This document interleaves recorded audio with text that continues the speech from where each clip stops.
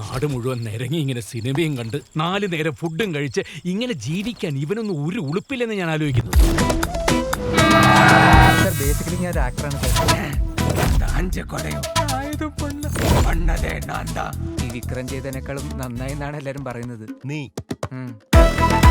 Acting ക്ലാസ്സിൽ interest ഉണ്ടോ? Class എടുക്കാന്ന് സമയമില്ല. അയ്യോ, എടുക്കാനല്ല, അറ്റൻഡ് ചെയ്യാം. സിനിമയിലെ ഒരു ഗോഡ് ഫാദർ മസ്റ്റാ. സുമിത് സാർ, ഞാൻ നിന്റെ ഗോഡ് ഫാദറാണ്. ഇനി ഒരു കാര്യം ഞാൻ തുറന്നു പറഞ്ഞേക്കാം, ഞാൻ എന്റെ ജോലി വിട്ടു. അപ്പൊ കുടുംബത്തിനൊരു വരുമാനം വേണ്ടേ? വേണം. നിങ്ങൾക്ക് എന്നെ വേണ്ടായിരിക്കും, പക്ഷെ സിനിമയ്ക്ക് എന്നെ ആവശ്യം. പറഞ്ഞു വെൽക്കം ടു മലയാളം സിനിമ. നമുക്ക് പട്ടി ഷോ ഇറക്കേണ്ട സമയമായി. അത് നിന്റെ രീതിക്ക് ആയിക്കോട്ടെ, പക്ഷെ ഷോ ഇറക്കണം. ഒരു മത്സരമാകുമ്പോ ഒരാൾ ജയിക്കും, ഒരാൾ തോക്കും. എന്നാലും ഇങ്ങനെ ഉണ്ടാവും ഒരു തോൽവി. ഇത്രയും പ്രശ്നമാണെങ്കിൽ ദുൽഖർ സൽമാൻ പ്രണവിന്റെ അവസ്ഥ എന്തായിരിക്കും അല്ലേ?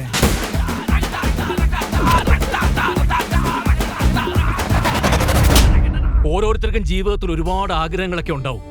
പക്ഷെ ഒരു പോയിന്റ് എത്തുമ്പോ നമ്മൾ തന്നെ റിയലൈസ് ചെയ്യണം, അത് നമ്മൾ അർഹിക്കുന്നുണ്ടോ എന്ന്. ഇല്ലാന്നുണ്ടെങ്കിൽ അത് അവിടെ വെച്ച് വിട്ടേക്കണം. പിന്നെ ആഗ്രഹങ്ങൾക്ക് വേണ്ടി ജീവിക്കരുത്, ജീവിക്കാൻ വേണ്ടി ജീവിക്കണം. ജീവിതത്തിൽ എന്തെങ്കിലും ഒരു പ്രശ്നം വന്നാൽ അവർക്ക് ധൈര്യമായിട്ട് ഓടി അവരുടെ അച്ഛൻ്റെ അടുത്തേക്ക് ചെല്ലാം. അച്ഛൻ കൂടെ ഉണ്ടാവുന്നുള്ള വിശ്വാസം അവർക്കുണ്ട്. എനിക്കതില്ല. ജീവിതത്തിൽ തോറ്റു മാത്രം ശീലമുള്ള ഒരാൾക്ക് ജയിക്കാൻ ഒരു അവസരം കിട്ടിയാൽ എങ്ങനെ ഉണ്ടാവും?